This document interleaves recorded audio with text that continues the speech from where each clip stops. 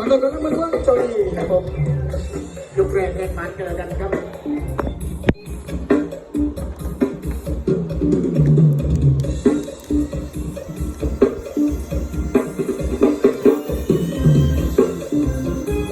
ดอกจันประหารใจครับผมพิเศษคุณแม่คนสวยด้วยแล้วกันครับพิเศษแม่พ่อนะกับเขาแก้มตัวยังครับบริษัทงานบ้านเฮาดอกจานบานแล้วทั่วท้องนาต้นเดือนกุมภาปีหน้าเมษายนเกิดทอดปัจจัยคนจน